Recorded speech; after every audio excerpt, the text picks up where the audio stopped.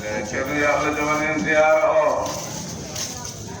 yo Allah yettin kaandaare nde yo Allah moƴƴin jortoji ɗi yo Allah humto haajuji ɗi yo Allah jaban en ndemen Allah fofof yo Allah yaako en tergitte men yo Allah fewnu en o fewnana en ɓesguji men yo Allah waɗen heeriɓe annude cheikhana Ahmada Tidiani radiyallahu ta'ala anhu yo Allah waɗen jaɓaɓe jaɓanaɓe yo Allah waɗen hawrude hawridinaɓe yo Allah ɓeydan en newoyaji mum keeriɗi wondude e ndenta makko yo Allah jumnan en gurram ceerno men radiyallahu ta'ala anhu yo Allah waddanmo hen cellal e sembe enenne yo Allah rokku en kandinde almudagal men yo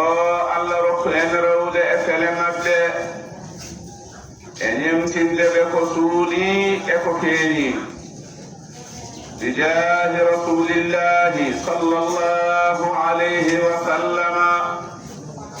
ذاك شيخنا أحمد التجاني رضي الله تعالى عنه ذاك شيخنا من أسير لهم الحمد لله رب العالمين الحمد لله رب العالمين الحمد لله رب العالمين enen ko ɗum tan woodani en heen woni ko mbaɗɗen heen fof yonata so en mbaawno en mbaɗatno poɗɗen waɗirde ni no tawde en mbaawa waɗde no poɗɗen waɗirde en ƴetti anniyaji men e fible men fofof en lendini ɗum en mbaɗi ɗum ƴettugol Allah subhanahu wa ta'ala e ndeɗo moƴƴere nde o waɗani en taw koye ɓural makko tan e jurumdeeru makko eɗen jettamo hen eɗen ñaagimo e ɓural makko e jurumdeeru makko yo tabitinde en e ndeɗo moƴƴere o rokka en fandinde ɗum bijahi rasulillahi sallallahu alayhi wa sallama yimɓe noon ko ina goni e hunde ni moƴƴere nde moƴƴere wonde e ɗum nde ɓen poti ko ñande fof e settitina fibre maɓɓe e darde maɓɓe e pellital maɓɓe ɓe pellitana haaju moɓe goni e mum o ala haaju mo gonɗen e mum so wona oɗo diine e oɗo sunnanelaaɗo Allah sallallahu alayhi wa sallama e ngolɗo lawol cheikhana Ahmada Tidiani radiyallahu ta'ala anhu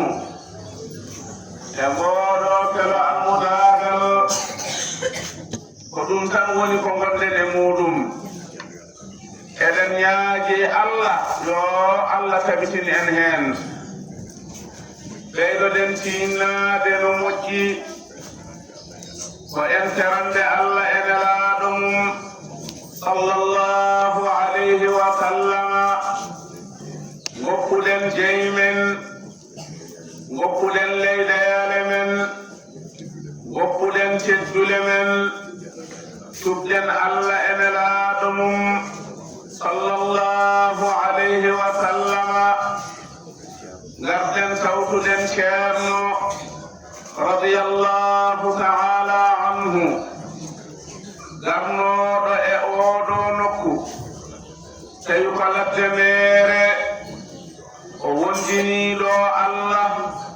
subhanahu wa ta'ala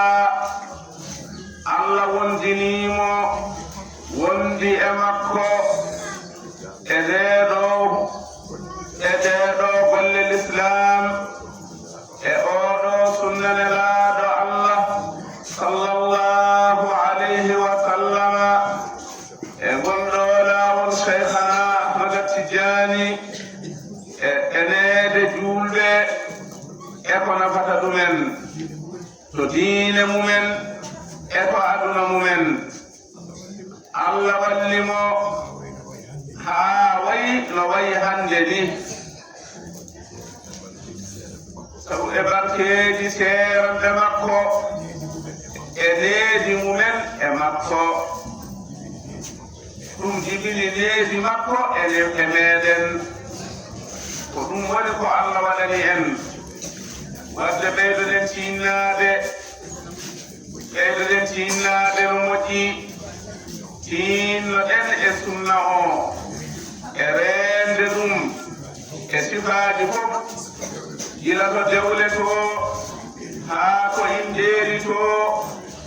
ɓeydoɗen tinnade heen no moƴƴi dewle ɗe noon ñalawma hande enen fof eɗen nganndi en naanni heen ko ala heen ñalawma hande kay enen ko fof eɗen nganndi ɗeɗo dewle en naanni heen ko alano heen en mati ñemtinde aduna no waɗirta ko mum mbiyen eɗen waɗira noon ɗo sahaaji noon ñemtinowo so reenaaki o dattoto mo ñemtinta o saɗa ñemtina noon haa mbaawa dattade yaa taw ko sunnanelaaɗo Allah sallallahu alayhi wa sallama ko ɗum jari ñemtinde wonaa ko aduna addata ko wonaa ko aduna hollata ko wonaa ko aduna janngirta ko ɓeydoɗen wattude hakkille ɓeydoɗen reentaade eɗen nganndi hanki no dewle mbaɗirteno e dow sutura e dow deedire e dow yankinaare e dow yondinaare hande noon ko mbelji ɗum ɗo woni e waɗeede ko ñemtinde aduna ira to comci mum haa e goɗɗum liide ina waɗa ko waawa ko aɗa renndinana wadde ɗumna juurɗo mbaɗa ɗum e sahaa gooto ceerta heen ko goonga mbiyata ko teddungal kono teddungal ngal noon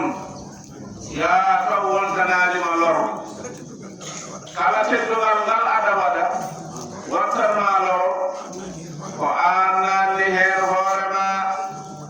kono ɗum wonaa sunna nelaaɗo Allah sallallahu alayhi wa sallama hande noon ko ɗoon gonten dewle ɗe ko noon layi yo Allah reen en danda en ɓeydoɗen wattude heen hakkille so dewgal waɗi yo waɗe ko hakkili yo en ɗam jokke kono yo waɗe ko hakkili ko wonata lor yo waɗe ko hakkili ko wontata lor eɗen nganndi noon doole fotaani ko diino ma nan ɗon dewgal waɗi galle mumen Allah ene lugori ɓe a yiino ɓe mbaɗi kono hayɓende kañum en fof e lugoreede sinno ɓe jankini-nooma ɓe mbaɗi ko hakkili teddungal ngal heɓo woɓɓe maɓɓe ɓen a yii madino mbaɗiri ni wonko ɓe jogii kaa jogaaki mbiɗa tawde ko onon koddi tan an nene a ekoto no ɓe mbaɗirno ni mbaɗira noon sa waɗiri noon tan hay so yiyama dow a waɗiri noon aɗa andi ko ñalawma o ɓenni ko akkata e maako ɗum a humfata ɗum ɓeydoɗen wattude haqqille ɓeydoɗen reentade kadi ɗeɗo dewle so Allah rokkima a naati suudu won e suudu he tabita e suudu he neɗɗo wawa dañde hunde fof ala woodat ko dañƴa tan wooda ka dañaani a wawa kadi dañdude fof e saha goto hunde fof ine jogii ñalawma mum ene jogii koɗore mum ko ma ñalawma o yetto ko ma koɗore nde yetto so tawi a muñi kala hen ko ñalawma mum yetti jiya fayida muɗum so tawi ka keñiɗo ka keppuɗo a fadata a muñata wasata ko fatorima tawa ko hettere ma waɗi noon ƴeeƴe e cuuɗi he yondino ɗon kala ko Allah rokki on hen yettonmo hen mbakon hoynade yiide ko kaari dañi walla ko kaari jogii itte e ɗum haqqillaji mon kala ɗo Allah wanma no waɗi waade fof tawde ko ɗum o rokkuma omo andi kanko ko rokkirma ɗum nangu hen haa tiiɗa wonda e teddungal e reende hurum wonda e teddungal e reende hurum dewgal ko dewal Allah wona goɗɗum e Allah waddi ɓe kala hen ganduɗo wonde ko ɗum dewal Allah nangiri ɗum no foti nangirde reeni ɗum no foti reenireede ma Allah wallu ɗum kala mo waɗani noon ma Allah hollu ɗum ko debbo o ko gorko o ƴeeƴe e cuuɗi he ƴeeɗe hurum cuuɗi ɗi e wiyeɗen ñaagi Allah subhanahu wa ta'ala yo Allah wallu en hen yo Allah sembin en hen yo Allah newnan en ɗum resbuuji ɗi yo Allah wat hen barke yo Allah wat barke e kala ko fagga yo Allah ɓeydan en kawral yo Allah ɓeydan en kawridinal بجاه رسول الله صلى الله عليه وسلم بارك شيخنا أحمد التجاني رضي الله تعالى عنه بارك شير ومن أسير بهم شير إلى يميري يو يمني جاسين صدق أمر لك دي بطلين هجيلة قال لي أمر الله ونو اللهم صل على سيدنا محمد وسلم جميعا كما جعل والشيخ احمد التجاني رضي الله تعالى عنه